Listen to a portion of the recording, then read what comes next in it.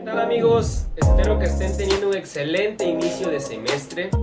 Los temas que veremos en este video son la cesión de derechos y la subrogación. Tres son las formas de transmitir las obligaciones: cesión de derechos, cesión de deudas y subrogación. Estas tres figuras jurídicas se caracterizan porque implican un cambio en el sujeto activo, en el caso de la cesión de derechos y la subrogación, o en el sujeto pasivo, en el caso de la cesión de deudas. Entendemos que al ejecutarse dichas figuras jurídicas queda subsistente la relación jurídica inicial y principal. Es decir, esta no se modifica ni mucho menos se extingue, quedando vigente las obligaciones principales y accesorias. La obligación principal es aquella que existe por sí misma y tiene un fin propio, como lo es la obligación que contrae una persona al recibir en préstamo una cantidad de dinero. La devolución de esa cantidad de dinero es precisamente la obligación principal.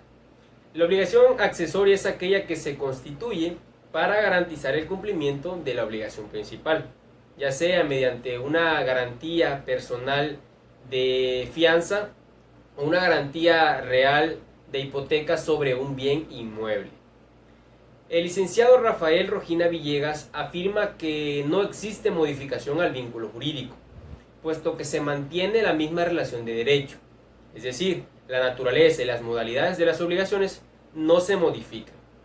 Ejemplo: un contrato de usufructo con un plazo de 6 meses. El acreedor y el deudor tienen derechos y obligaciones recíprocas. Si el acreedor original decide transmitir su derecho de crédito a un tercero, este último entrará a la relación jurídica de obligación como el primero, y las modalidades, que en este supuesto es un plazo de 6 meses, no se verá modificado.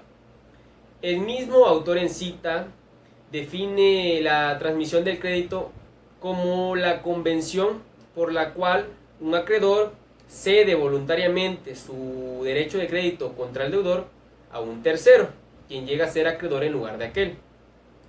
Al enajenante se le denomina cedente, al adquirente del crédito se le denomina cesionario, y al deudor contra quien existe el crédito objeto de la cesión se le denomina cedido. En principio, todos los derechos de crédito son susceptibles de cederse. El Código Civil señala 3 límites a la posibilidad de ceder: que lo prohíba la ley, que no lo permita la naturaleza del derecho que deba ser objeto de cesión, y que haya acuerdo entre las partes para que el crédito no pueda ser cedido. Por mandato expreso de la ley, un crédito puede ser también intransferible, como ocurre con los derechos del arrendatario, en los que el artículo 2735 del Código Civil para el Estado de Tabasco establece que el arrendatario no puede subarrendar el bien arrendado, ni en parte, ni en todo, ni ceder sus derechos sin el consentimiento del arrendador. Si lo hiciere, responderá solidariamente con el subarrendatario por los daños y perjuicios ocasionados.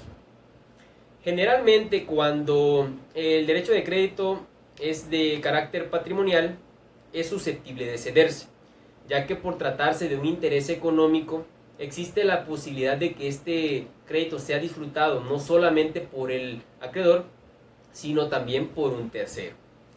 En el video anterior, modalidades de las obligaciones, citamos el siguiente ejemplo, ahora adaptado al tema en cuestión. Cintia y Adrián celebran un contrato de mutuo, en el que Cintia es la mutuante y Adrián el mutuario. Cintia le presta a Adrián 50,000 pesos y estipula en el contrato que deberá recibir de vuelta esa cantidad de dinero en un plazo de 9 días, que es cuando se da la llegada del término suspensivo. Pero antes de que llegue este término, Cintia celebra un contrato de transmisión de crédito con Pedro, por lo cual Adrián ya no deberá devolverle el dinero a Cintia, sino a Pedro. Decimos que se celebra un contrato y no un convenio, porque debemos recordar que a los contratos les compete la función positiva, que es la creación y la transmisión de obligaciones y derechos reales y personales. En la cesión de derechos, el acreedor puede transmitir su derecho de crédito a un tercero sin la conformidad del deudor.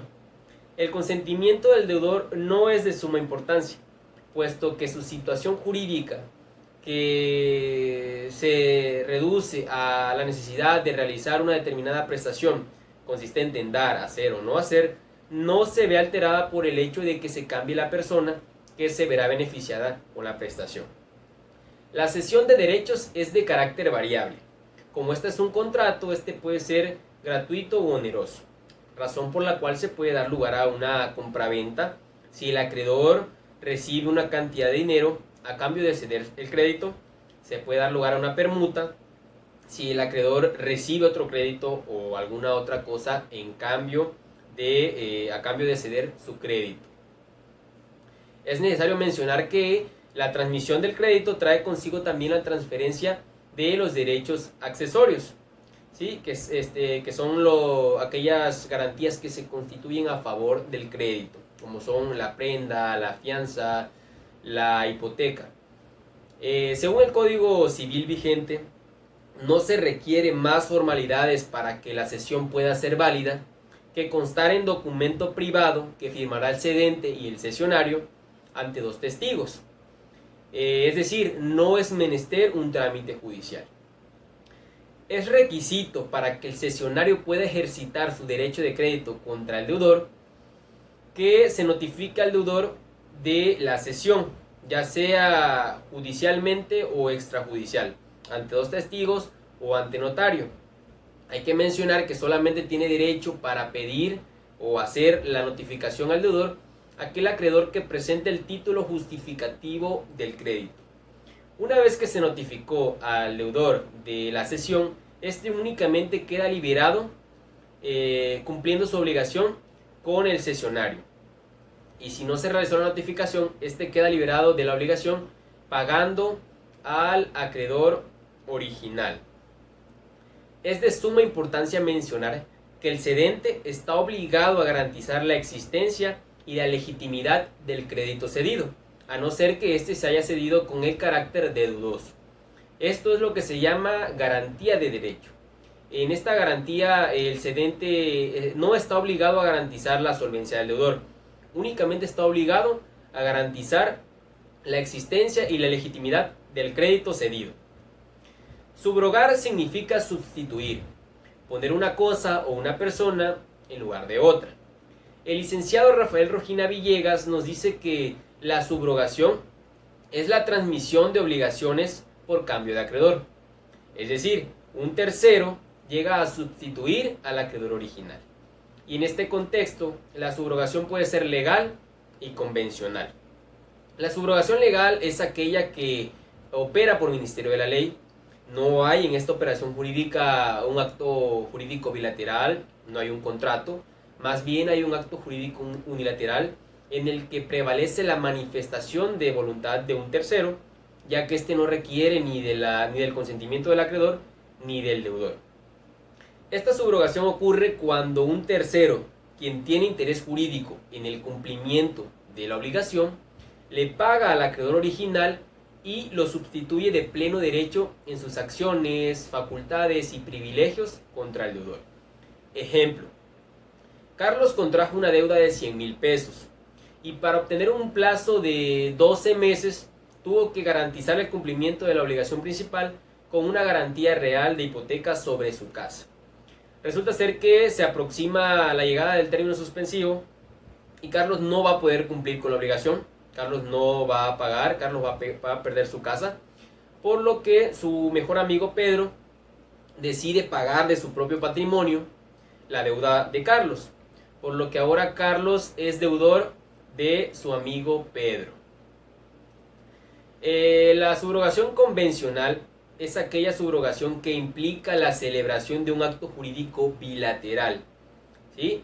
La subrogación convencional, a contrario sensus de la legal, implica la celebración de un acto jurídico bilateral, un contrato en el que será celebrado por el acreedor y un tercero para la transmisión de las obligaciones,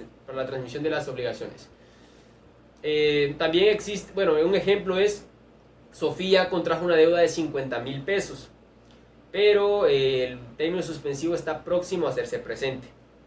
Sofía no va a poder cumplir con la obligación, por lo que su mejor amiga Mónica decide comunicarse con el acreedor para pedirle que celebren un contrato en el que quede estipulado que Mónica va a cumplir con la obligación de Sofía y que a cambio se le van a transferir a Mónica de pleno derecho los privilegios, las facultades y las acciones contra Sofía. Entonces, Sofía ahora tiene una nueva acreedora llamada Mónica. La subrogación convencional también puede ser consentida por el deudor. Cuando un tercero le propone prestarle dinero al deudor para que pueda cumplir con la obligación. Esto debe constar mediante un contrato en el que el deudor se va a obligar ya ahora con un tercero. La cesión de derechos y la subrogación, a pesar de guardar cierta similitud en cuanto a que en ambas hay un cambio de acreedor, ¿sí? Y sin que se altere la relación de obligación, y que en ambas el nuevo acreedor gozará de los mismos beneficios que el acreedor anterior, hay entre otras las siguientes distinciones. En primer lugar, la subrogación se origina mediante un solo pago al acreedor, y en la cesión de derechos este pago puede consistir ya sea un acto jurídico unilateral o bilateral, como puede ser la compraventa, la permuta, la donación, etc. La segunda diferencia es que en la subrogación no es menester el consentimiento o la voluntad del acreedor, y la cesión de derechos media mediante el consentimiento del acreedor.